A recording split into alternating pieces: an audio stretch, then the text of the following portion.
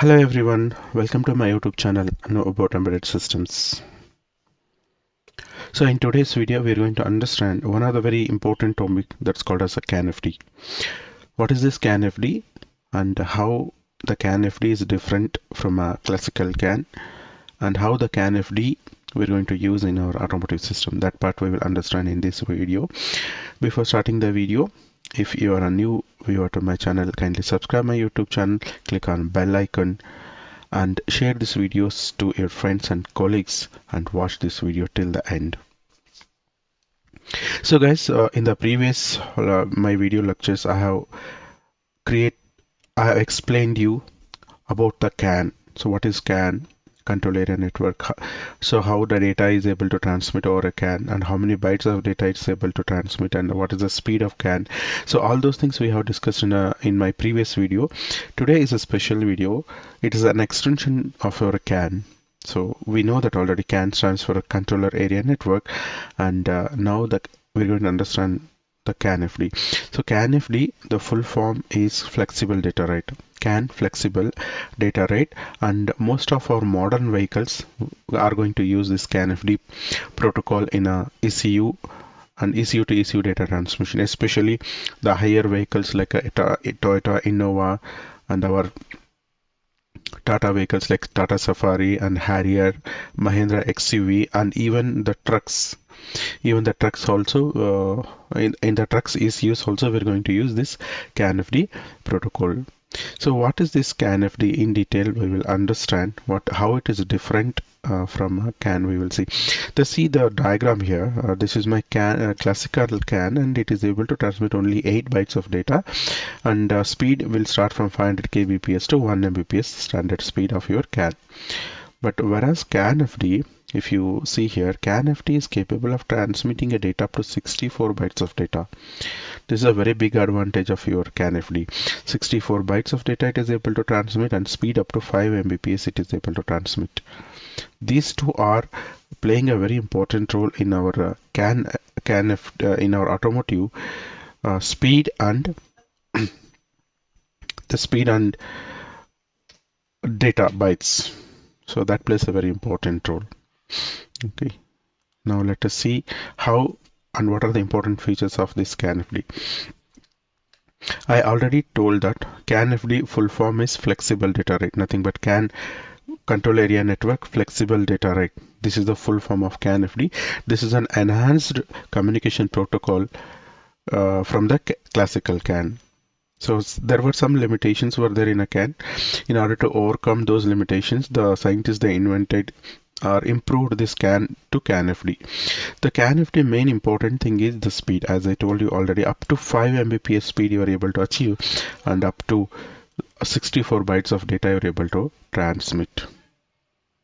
So this is a big advantage, and developed by Bosch again. It is developed by Bosch to support the modern vehicles where you will be able to transmit a very heavy data like a camera interfacing or a huge data transmission from one ECU to other ECU. As I told you already, increase payload. Payload in the sense data bytes, how many data bytes it's able to transmit. The first important thing, normal classical CAN will have up to 8 bytes of data, and CAN-FD will support up to 64 bytes of data. This is a very big advantage of your CAN-FD. Second important thing, dual bit rate. The CAN protocol will support up to 1 mbps speed, whereas your CAN-FD will support up to 5 mbps with a double data rate.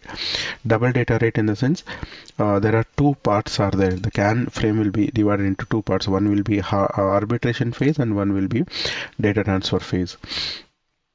During the arbitration phase, it will support normal speed, that's nothing but up to 1 mbps, and in the data transmission speed it will support up to 2 mbps to 5 mbps. This is again one more big advantage of your CAN-FD. So it supports dual data rate. Okay, so 1 mbps during the arbitration phase and 2 mbps to 5 mbps during data transmission phase. The third important point in a CAN-FD is improved reliability. In our classical CAN, we're going to use something called CRC, that stands for Cyclic Redundancy Check. But here in our CAN-FD, we're going to use something called as improved CRC. Improved CRC by adding some protected stuff bit counter. So additional some more features added into the CRC, that is called as a protected stuff bit counter, which is significantly reduces the risk of errors. Okay, so that means it's going to almost minimize the errors which were occurring in the automotive. The backward compatibility. So what do you mean by backward compatibility? Means normal CAN is also able to communicate with a CAN FD.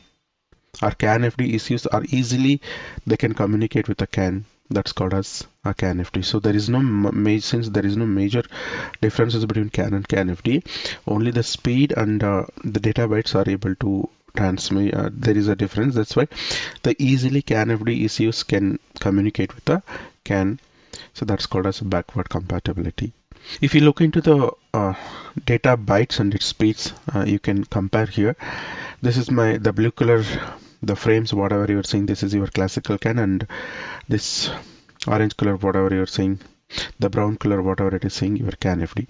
So in your classical CAN, the speed, if you observe the speed in the header, it's 1 Mbps, and the speed during the data transmission phase, this is your data transmission phase, the speed is 1 Mbps, and in the trailer also 1 Mbps speed. And if you observe here data bytes, so data bytes up to 8 bytes of information. This is your classical CAN. Now the same thing if you compare with a CAN FD, during the header, nothing but startup frame, ID and DLC, it's 1 Mbps, and after the data, during the data transmission phase, it is going to up to 5 Mbps to 8 Mbps, and during the trailer end, it's again reducing to 1 Mbps. Okay, and if you observe the data bytes as well, 64 bytes of data it is able to transmit. You can see the here.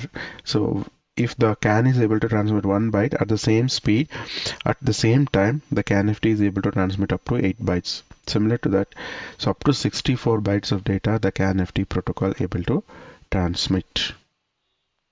Okay, so these are major differences between CAN and CAN FD, and especially all modern vehicles will use CAN FD wherever you want to transmit a huge data or more bytes of data in our automotive network. So I hope this video is a clear and informative video. If you feel this video is an informative video, please click on like button, share this videos to your friends and colleagues, and subscribe my YouTube channel. Click on bell icon.